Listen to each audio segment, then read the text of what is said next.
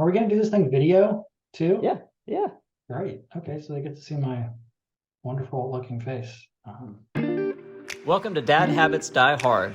We don't have all this figured out, and we aren't experts. We're just two dads who love Jesus and our family and want to serve both well. We've done it wrong way more than we've done it right, but we're just trying to fail forward, realizing that we're leaving a legacy no matter what. So I guess welcome to the first episode of Dad Habits Die Hard. I'm Matt. This is Michael. And, one of the things that we thought about perhaps is like, who are we? Why are we doing this? How did we meet? Maybe that's a good place to start. So, Michael, what do you do? Who are you? And where and when did you have the privilege of meeting me? My name is Michael. Are we gonna do this thing video too? Yeah, yeah. Great. Okay, so they get to see my wonderful looking face. Anyway, yeah, Michael, I got 4 kids, and we met working together, if my memory serves me correctly. Yeah, how long ago was that? 5 years ago? 4? 4 or 5 years ago? Something like that. I don't know. COVID doesn't help with when that time frame happens. Yeah, and really it was kind of an interesting way that we met, right? Because we didn't know each other. You knew of me from a conversation with another coworker, and we ended up sitting down at a booth at the student center, just kind of having a conversation where we got to know each other. And I felt like this is going to sound really affectionate, right? Like we just clicked, right? We just clicked. And I feel like, friends at first sight. Yeah, we were friends at first sight. Absolutely. I felt like from a work perspective, we were pretty aligned, in the things that we cared about. And unbeknownst to us, there was kind of a plan set in place for us to eventually get to work together. And so the Lord orchestrated that, dude. Oh, 100%. That was so incredible. It was funny too, because it was a very hush-hush idea from the administration. And you were told with the caveat, don't tell anybody, don't talk to anybody about this. And I was told with the same caveat, right? And so I think there was a few weeks there where we were interacting. And I think eventually at some point we just said, hey, meet me outside. And do you know what I know that you're not supposed to know and I'm not supposed to know, right? And so we were both very cryptic, but like we both knew it was a weird kind of discernment. Are you thinking what I'm thinking? Kind of deal. And I think at some point we had a guilty conscience, and so we told the administration, "Hey, by the way, we figured it out." Yeah. And the response we got from the president of the university was, "Loose lips sink ships," and so that was kind of like his "this gets out, it may not happen" kind of thing. So that was funny. But yeah, over the next, I will always remember that season because it was super sweet with you. And I think largely with this podcast, we were just kind of, failing and falling forward on several different things, talking about family, just all of life plus work and everything that entailed there. Yeah, I mean, I think a lot of our conversations center around being intentional, whether that was work or family. And yeah, I mean, so I count our time together as, some of the greatest years that I've had, right? From a work standpoint, just because it was fun, right? I guess a little about me, I've got 4 kids also. How old are your kids? You didn't mention. What's the kind of the age range? Sorry. So I got 2 boys, 2 girls. My type A is really, really happy there. My oldest is 10, then 8, then 6, then 2. Yeah, and I've got 2 boys and 2 girls too, and we're at 16, 14, 10, and 7. And our 2 youngest are adopted out of foster care. So we didn't actually have a wonderful story kids. We'll have to share. Bro, about that another time. that will have to be a podcast series. I may have to get my wife on to keep me honest, right? Well, that was- Because it is a story of God's faithfulness and Mhm. learning that we're in control of nothing. And it's kind of nuts. Mhm. So Mhm. I neither one of us work at this institution anymore. We have both since left. And I have a boring, kind of normal day job, right? You don't. So maybe tell a little bit about what you do. Well, that could be a whole nother segment, but essentially God called me into ministry. I started March 2nd of 2020, which most would be like, well, that was a terrible time to do anything, especially ministry. Really, with how God was moving, is the best time. And so I feel like COVID was either you sunk or like you're just like swimming like crazy. And so I was swimming like crazy. And so I work at a ministry called Practice Ministries. So it's a 28-year-old ministry that started in 96 and the hub of Dallas, Texas. And cool thing is I actually got to do it with my dad in 1996 when it started. And so God called me back in a crazy way. So it's a ministry that equips dads to teach their kids, son or daughter or both, with Bible studies. So we provide Bible studies that I tell dads that are pretty turnkey for them to do with their kids or rope other dads together and do it kind of in a community setting before school is kind of how it looks like. So I have the opportunity to do that. That's pretty awesome, for sure. Yeah, I was super disappointed when you left.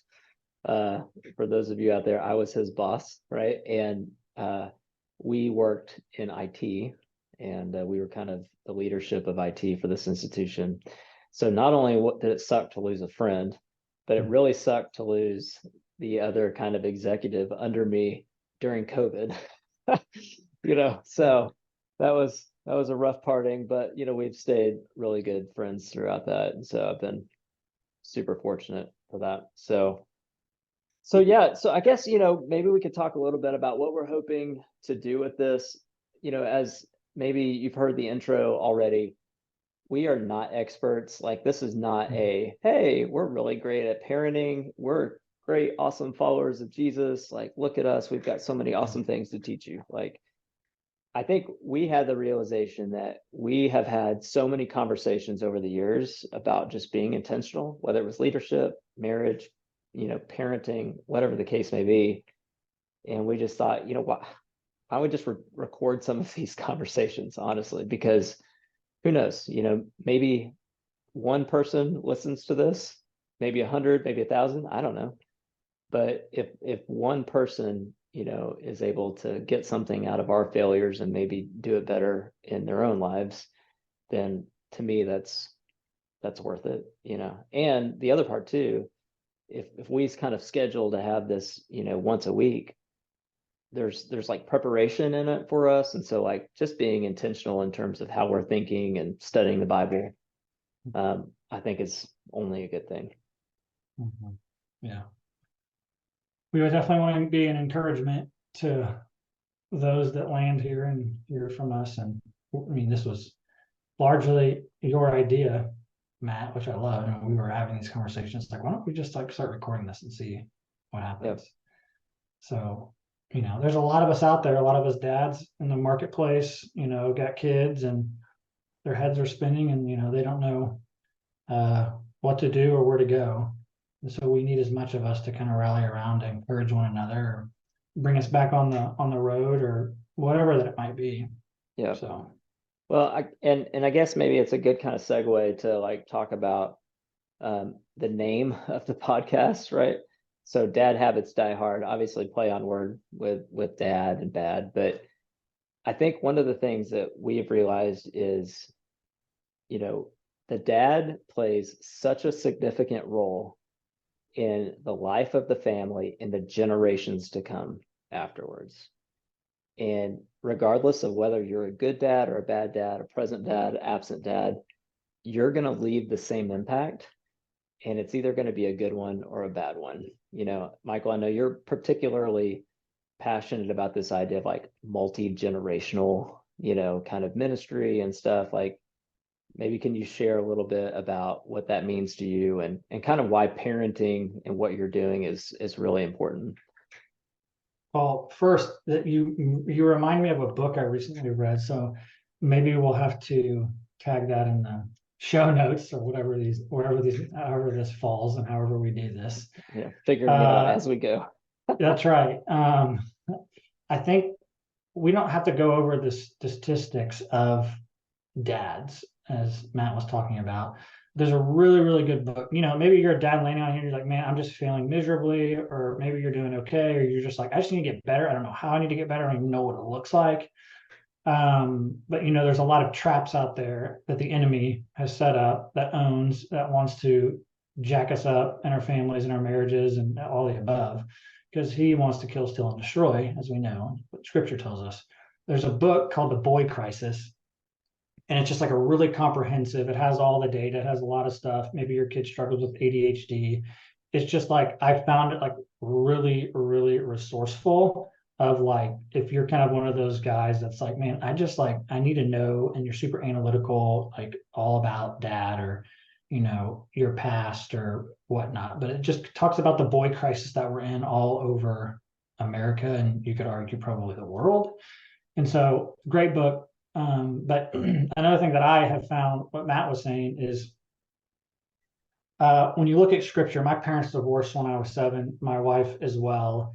And so kind of the foundation was ripped out from under us. Uh-oh. Hang on here. We got an interruption of a mail carrier, it sounds like. My foundation was just ripped out from under me. And so coming into marriage, we were pretty intentional about like, man, how do I rebuild and what does this look like? And I kept looking at scripture and I kept seeing just it's typically the part we spill over, right? It's like, and all the genealogy of this person. It's like, oh well, where does this end? And then I'll just pick up back on the story. So I just found that like one, if we just ask the question, how does God build the family? The family was in the very beginning. Like God could have chose anything or anyone, and he chose a family. And so like the family is incredibly meaningful when we look at scripture. And so then how do I build a family? And is the family just about myself or other people or what? So I believe he wants us to create it multi-generationally. So not just for my family, my kids, but even more than that and the next generation. And so if I have a mindset like we build a business, we have a mission statement, and we're thinking, okay, who's going to take over with me? And then the next person. We should be thinking that way in the family as well. And as far as leadership and as far as mission statements and a lot of what you see in the business, something I've thought about in the last, 5 or so years of like, man, how do I do some of what I've learned in the marketplace where I worked? Like, how do I apply those things in the home? Because that's where it really matters the most. And what am I teaching and training my kids that's going to outlast me? Because if I don't fix it in my own self first, it transfers to my kids. Yeah, I mean, like looking at my family genealogy, there's a pretty consistent sin pattern that just goes generation to generation to generation to generation, probably 4 or 5 generations at this point, where families have been absolutely wrecked by sin.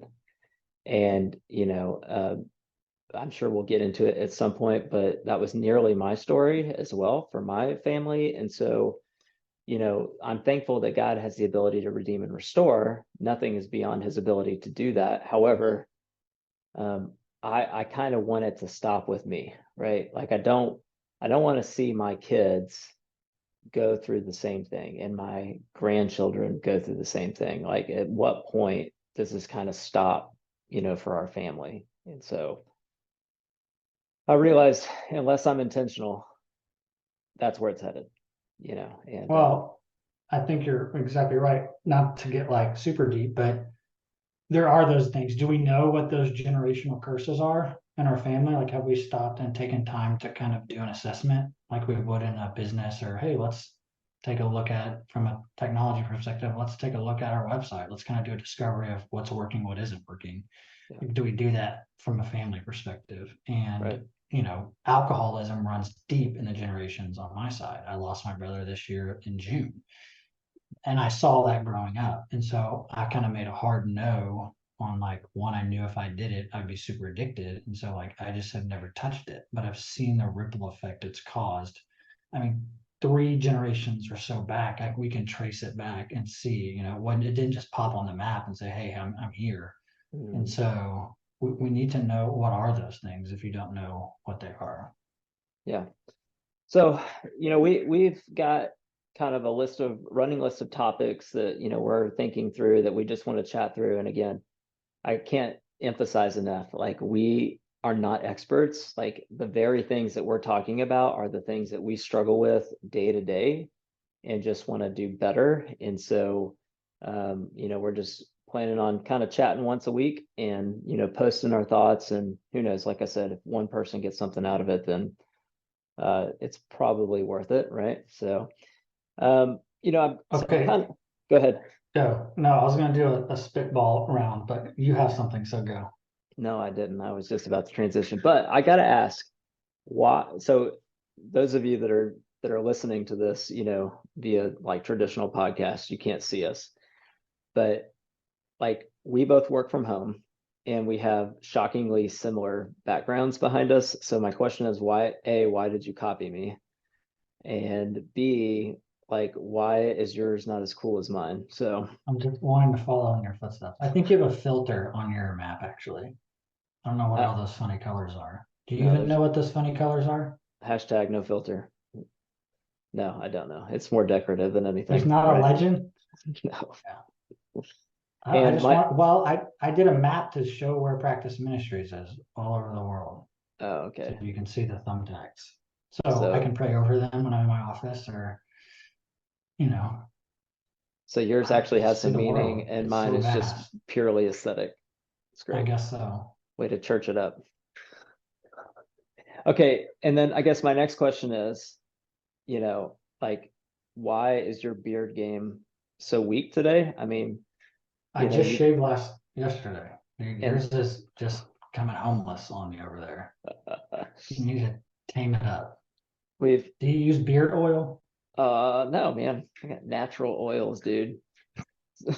So one of the funny thing is, oddly enough, a topic of conversation that we've regularly had is surrounding beards somehow. So I don't know how that has always continued to be something that is discussed between the two of us, but it's just like a manly thing, man. I prefer like the clean look. I think you probably got me into even growing a beard. Yeah, you remember when you first started Hey, growing, you had like this like random line, and I was like, yeah, you were like, bro, I that's don't know not how to tell allowed. you this, but stop doing that. This is how we learn, people. You just have somebody come up to you that when they tell you and they give you sage wisdom or advice or I don't know, maybe who knows, you actually adhere to it, or you're like, I Yeah. don't know that person, he's a jerk. Okay, so what was your Okay, random so Spitfire? next week we're recording on Wednesday. Next week is Thanksgiving. Uh-huh. I'm sure it's like really peaceful. There's no family dynamics, Mhm. who's doing what, Nope. family coming over. Mm-mm. Any like tips of this? Because we have a lot of dynamic in my household, and we've got my wife's sisters coming in town, and so there's like a lot of you know there's happiness and hurt and who's cooking the ham to who's getting the turkey and how do you turn the oven on and Yeah. whatever. I don't know that I have tips, but I like know what has gone wrong, right? So I guess the opposite of a tip. For me, like one of the things that I think about is just like expectations, that we all have expectations about how things are going to go. And sometimes they're communicated, sometimes they aren't. Sometimes they're rooted in deep family things, from the past about how things should go or what the role of gender should be or whatever the case may be. So I think for us, when things have not gone well, it's because we have not clearly communicated all of the expectations that we have to our spouse ahead of time, and so I think that's probably a key place to start with is like, what do you So would it hope be is good going to to have a happen? meeting? Yeah, maybe like Yeah. a meeting with your Yeah. bride, Yeah, dude.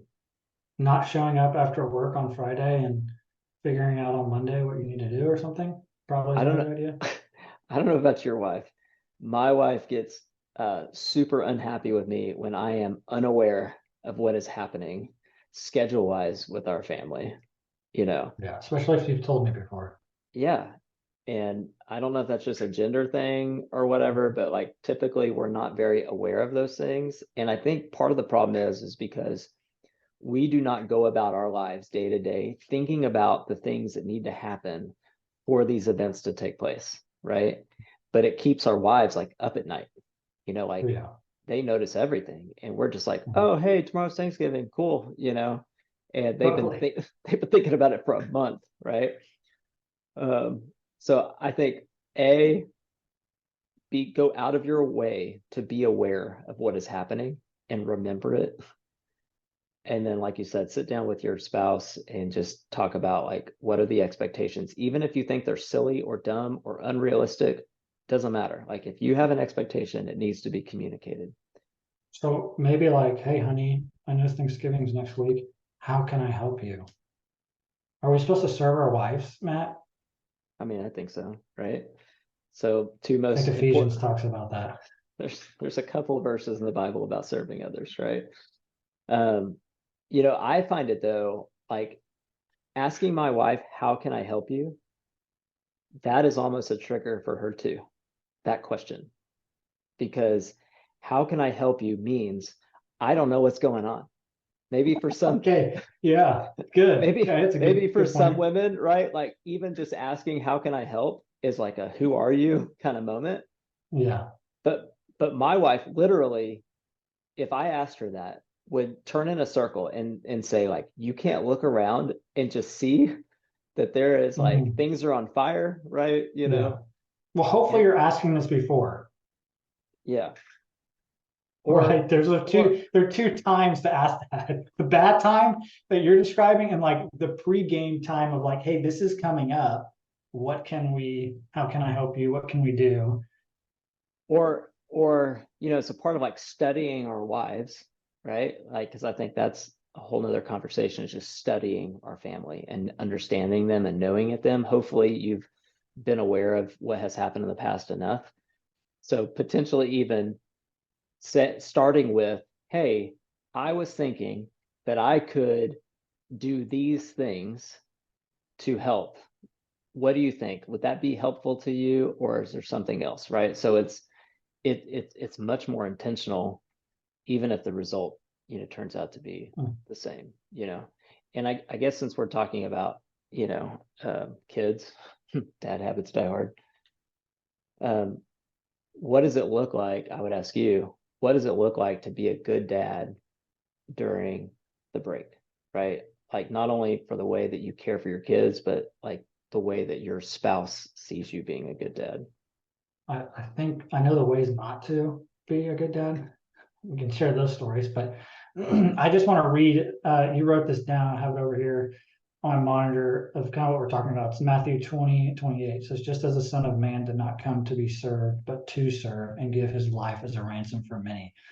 And so I'm going to answer your question, but I just want to say, like, when the holidays come around, there's a lot of dynamic, there's a lot of family, there's a lot of different personalities, there's all these things. And like, if we believe and confess Jesus as Lord, we have to be willing to see past the dynamic of our families and like love people for who they truly are. And now, way easier said than done, because I've got dynamic coming in and it's going to be hard. But like, I have to die to self and I have to choose, like, I want to love and serve this person. And sometimes those are my kids, sometimes that's my wife, sometimes that's people, family coming in the door. So that's a choice that, as followers, we should make. I would Um, say, I would argue that that is a fruit of the spirit, right? And, like maybe not one of the designated ones from Galatians, but like it's going to be difficult to carry that out if the spirit is not working through you, right? right. And so it's kind of like studying for a final exam. You can't cram the night before. You can't pray enough the night before, that you're going to be spiritually full in order to do that. Like this kind of just illustrates the fact that we've got to continually be pouring into a relationship with Jesus so that when those things come about, we have enough in the tank to be able to do that. Connected to the vine, right? Yeah. John 15:5, right? That's right. So I think the heart posture of if you're going into Thanksgiving of like knowing it's hard in the moment, but to kind of say, like, okay, Lord, like I want to be a present dad, as we roll into Thanksgiving, it's been a busy several months or whatever at work. Would you show me ways that like I can intentionally engage? And so like if you're thinking about that, I think you're going to be more apt to then respond. I think for me, it's just finding different ways to include the kids in the Thanksgiving meal. Hmm. Because look, you're either training them or you're not. That's And right. so I'm not a good cook, but like I can turn a grill on. I can, stick a needle in the thing and say, it's ready, or nope, it's not ready.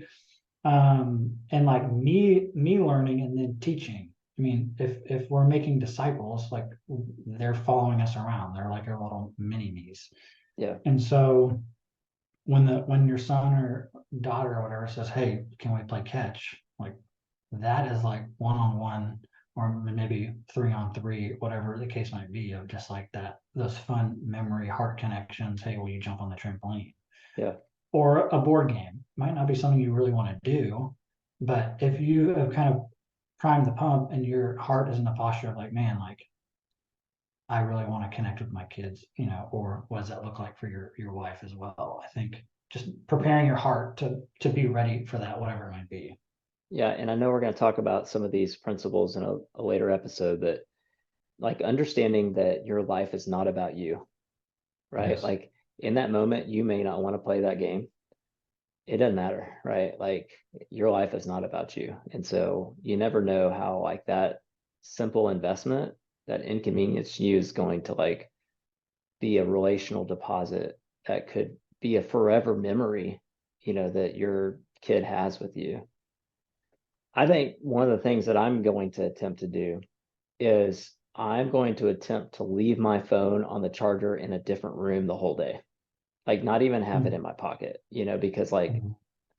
I don't know if it's just a generational thing, but like it's so easy just to like constantly be looking at a device, whether it's a TV or a phone. Nobody can be intentional with somebody else with like a divided attention, Mhm. so that's my challenge for me. I think over this break is to put away the phone. That's good. That's a really good one. Good practical. I think that's probably a really, really good one. Yeah. Maybe I'll do it with you. Let's do it. All right.